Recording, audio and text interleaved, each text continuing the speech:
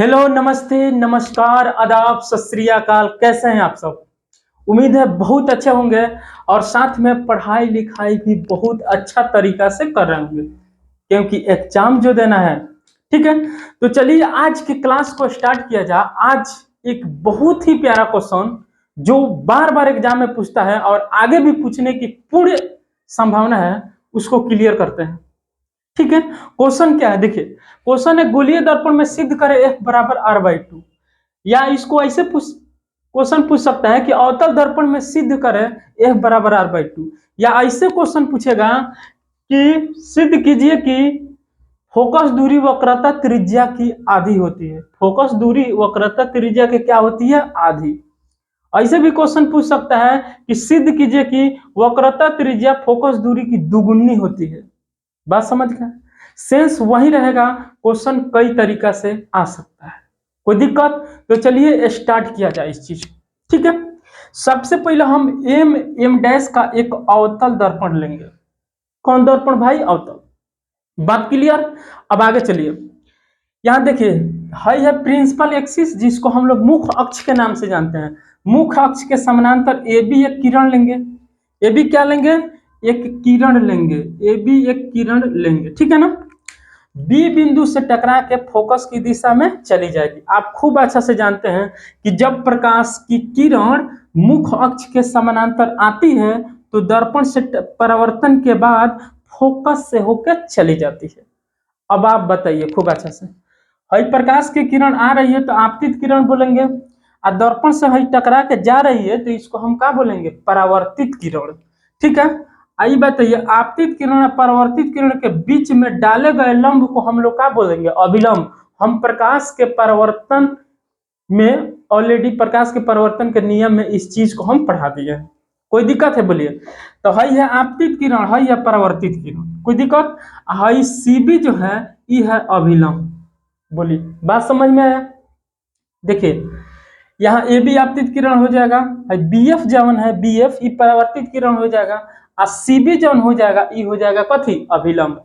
अब देखिए, ये आपतित किरण और अभिलंब के बीच में जो कोण बनता है इसको हम लोग आपतन कोण कहते हैं। आई देखिए, परावर्तित किरण और अभिलंब के बीच में जो कोण बनता है उसको हम क्या बोलते हैं? परावर्तन कोण। यहाँ बताइए, प्रकाश के परावर्तन के नियम लगेगा कि नहीं लगेगा? आप कहिएगा लगेगा। देखिए कैसे, कहे कि आपतन कोण परावर्तन कोण के बराबर होता है, ये प्रकाश के परावर्तन के सेकंड नियम को फॉलो करता है। ठीक है, तो यहाँ पे लिख देते हैं। यहाँ पे देखिए A B C high angle I वाला प्रकाश के परावर्तन के नियम से हम लोग क्या पाते हैं? एंगल आई बराबर एंगल आर, यही ना पाते हैं। यहाँ देखिए, angle A B C, A B C बराबर होगा एंगल हाई कोण के बराबर होगा, यानी आपतन कोण परावर्तन कोण के क्या हो जाएगा? बराबर। यहाँ देखिए सी बी एफ, एंगल का हो जाएगा सी बी एफ। यहाँ पे लिखिएगा परावर्तन के सेकंड नियम से, परावर्तन के सेकंड नियम से बोलिए, इतना बात समझ आ गया? किसी प्रकार की प्रॉब्लम नहीं होनी चाहिए। अब आगे देखिए, ध्यान से सुनिए। इसमें एक प्रकार की ऐसी आकृति दिख रही है, ऐसे दिख रहा है ना जेड की तरह, इसको एकांतर कोण बोला जाता है। यहाँ पे जो एंगल बनेगा वहीं पे यहाँ पर भी एंगल बनेगा, यानी यही ए लिया जाए, यहाँ कथी है? बी है, तो ये कही हो जाएगा सी है, हो जाएगा, इधर से क्या हो जाएगा? पी हो जाएगा। बोलिए, अच्छा एफ ले लेते हैं, यहाँ पे एफ, यहाँ पे एफ। तो हम क्या कह सकते हैं? ए बी सी जो है, एंगल ए बी सी बराबर होगा एंगल बी सी एफ के। एंगल बी सी एफ के क्या हो जाएगा? बराबर हो जाएगा, यहाँ पे लिखिएगा एकांतर कोण से। ये बात आप इतना समझ गए? किसी प्रकार की दिक्कत? देखिए इसमें ये फिगर में यहाँ गए, यहाँ टकरा के इधर गए, यानी हई कोण के क्या हो जाएगा? बराबर। हई एंगल आई है तो भी के एंगल क्या हो जाएगा? एंगल आई हो जाएगा। ये कौन सा किससे हो रहा है? एकांतर कोण से हो रहा है। बात क्लियर? अब चलिए आगे चलते हैं, ध्यान से सुनिए एक और बात। इसमें जब हई दोनों बराबर हो जाएगा तो हई दोनों भी क्या हो जाएगा? बराबर हो जाएगा।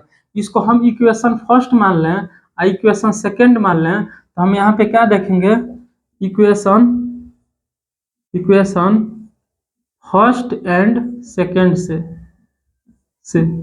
हम पाते हैं कथी पाते हैं भाई, ध्यान से सुनिए। और दोनों जब बराबर है तो ये वाला बराबर हो जाएगा, सी बी एफ बराबर हो जाएगा एंगल बी सी एफ के।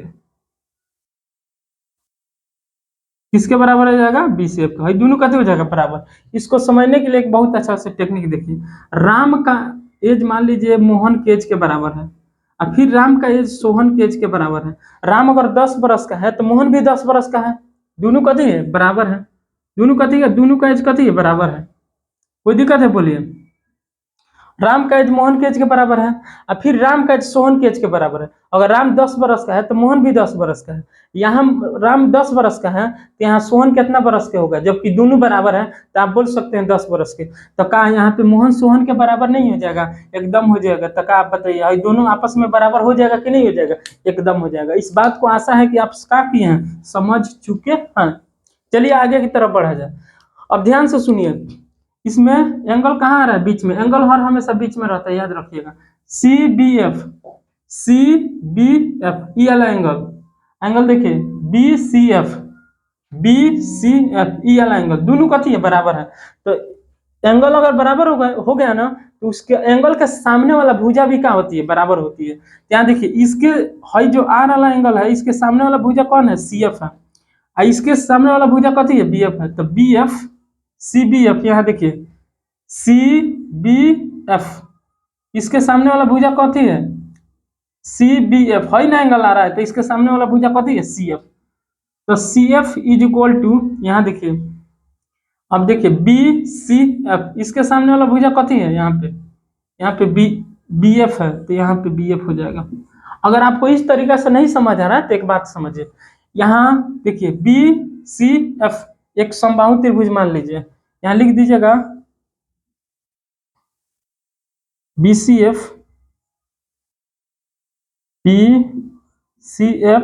एक समद्विबाहु त्रिभुज है। सॉरी, हम समबाहु बोल दिए हैं, लेकिन समद्विबाहु होगा, समद्विबाहु त्रिभुज। बीसीएफ एक समद्विबाहु त्रिभुज है। तो आप जानते हैं समद्विबाहु का मतलब होता है, सम माने बराबर, द्वि माने दो, बाहु माने भुजा, जिसकी दो भुजाएं क्या होती है, बराबर। तो यही दो भुजा का है, बराबर है। यानी कहने का मतलब है, यहाँ सीएफ जो है बीएफ के कथी है, बराबर है। सीएफ बराबर क्या हो जाएगा, बीएफ। एक और बात समझिए, इसमें बहुत अच्छा कॉन्सेप्ट, ये जो आप देख रहे हैं ना, ये वाला भाग, ये मान लीजिए बी बिंदु को पी के निकट लाया जाए तो हई दोनों जब बराबर हो जाएगा तो हई लाइन के बराबर हो जाएगा कि नहीं, बताइए। बी बिंदु को पी के निकट लाने पर, यहाँ पे लिख देते हैं,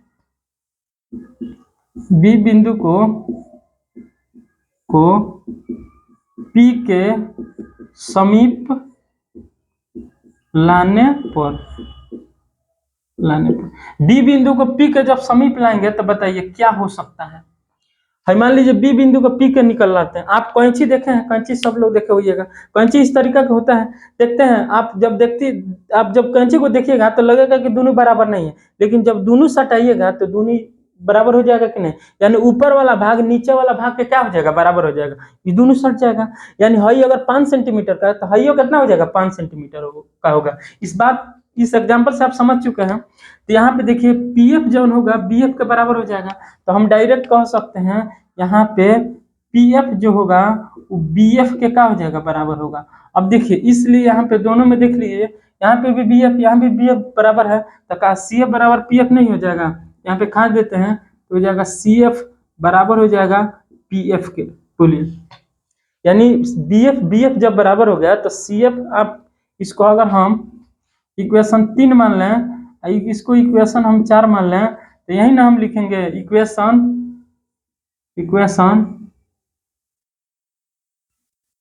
थर्ड एंड फोर्थ से हम पाते हैं, यही ना बात लिखिएगा। बोलिए, बात समझ आ रहा है ना। तो सीएफ बराबर क्या हो जाएगा, पीएफ। सीएफ बराबर हो जाएगा पीएफ। अब एगो बात और अच्छा समझिए, पी और एफ के बीच की दूरी को हम लोग फोकस दूरी बोल रहे हैं, ये बात जानते हैं। अब पी और सी के बीच की दूरी को हम लोग वक्रता त्रिज्या बोलते हैं, जिसको आर से डिनोट करते हैं। तो हम डायरेक्ट बोल सकते हैं पीसी जो बटा है, पीसी, पीसी कौ भाग में बटा है, एगो तो पीएफ में बटा है, पीएफ प्लस यहाँ एफ सी एफ कहिए चाहे एफ सी कहिए, सी एफ। बात समझ में आ रहा है, कोई दिक्कत है? यानी पीसी इधर कौ भाग में बटा है, एगो तो हाई भाग में बटा है, एगो हाई भाग में बटा है। यानी पीसी जो कौ भाग में बटा है, दो, एगो तो पीएफ है, एगो सीएफ कहिए चाहे एफसी कहिए, बात वही है। तो पीसी को हम लोग कथी जानते हैं, आर। ये बताइए यहाँ पे पीएफ है, पीएफ प्लस सीएफ को पीएफ लिख सकते हैं, पीएफ को सीएफ लिख सकते हैं, दोनों बराबर है। बोलिए कोई दिक्कत है?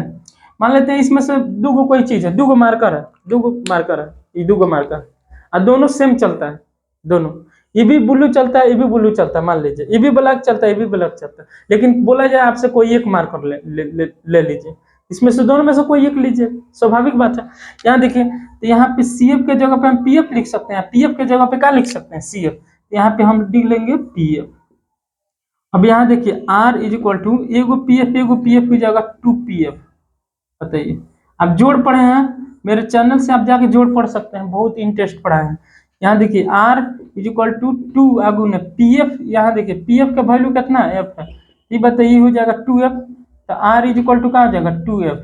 अब देखिए यहाँ पे, तो एफ बराबर क्या हो जाएगा, छोटा वाला एफ लिख देते हैं, तो एफ बराबर है गुना में है, इधर क्या हो जाएगा भागा, तो एफ बराबर हो जाएगा आर बटा कितना हो जाएगा 2। यानी फोकस दूरी जो होती है वक्रता त्रिज्या की आधी होती है। बात समझ आ गया? यही चीज हमको कथी करना था, प्रूफ करना था।